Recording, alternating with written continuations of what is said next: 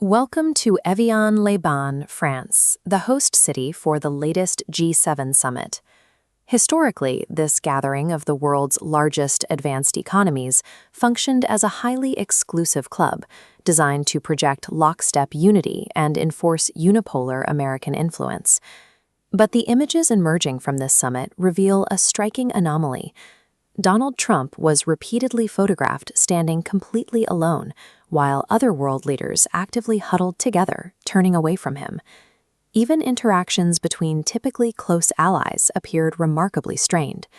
When Prime Minister Narendra Modi met with Trump, they exchanged a brief, rigid handshake, a notable departure for a leader who has made tight, enthusiastic embraces a signature trademark of his foreign policy.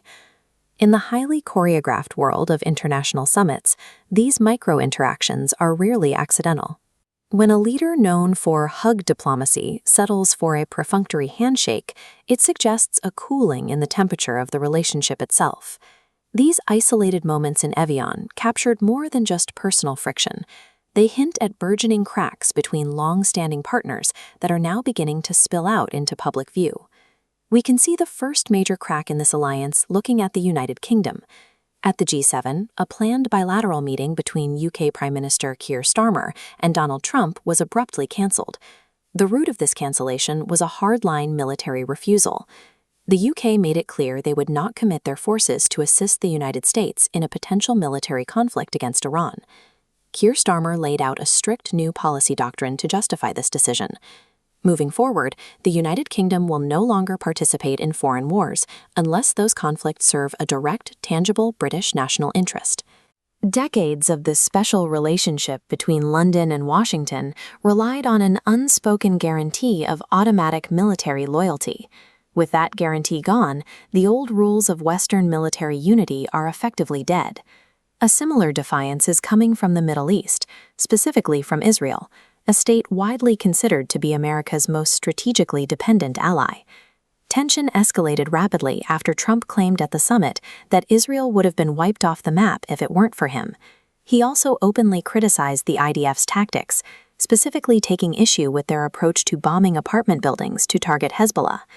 Prime Minister Benjamin Netanyahu retaliated publicly. He flatly rejected a recently brokered U.S. peace deal with Iran, dismissing it as Trump's deal, and explicitly stating that Israel would not recognize it. This dual-access chart highlights the financial paradox of Netanyahu's stance. The top line shows the billions in military aid the U.S. continues sending Israel.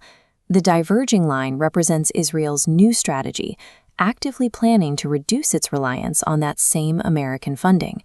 Israel is increasingly willing to separate its survival strategy from Washington's preferences.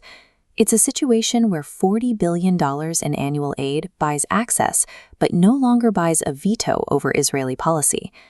Contrast Israel's aggressive independence with the reaction in New Delhi. Within the Indian government, there is deep caution and almost panic about doing anything that might anger Washington. This flow graphic explains exactly why New Delhi remains so cautious.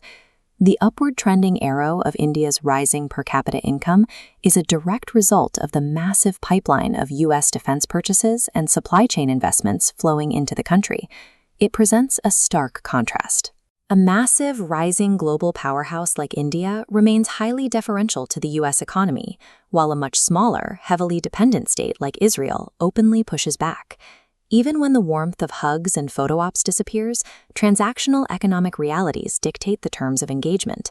Diplomatic sentimentality has given way to cold, hard calculation.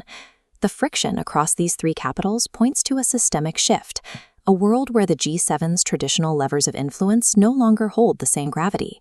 A club consisting exclusively of traditional Western powers is simply incomplete today. They lack the economic density and military cohesion required to enforce unity among themselves, let alone dictate policy to the rest of the globe. To survive and regain relevance, the G7 requires a structural solution. It has to permanently expand its core membership to include rising outreach partners.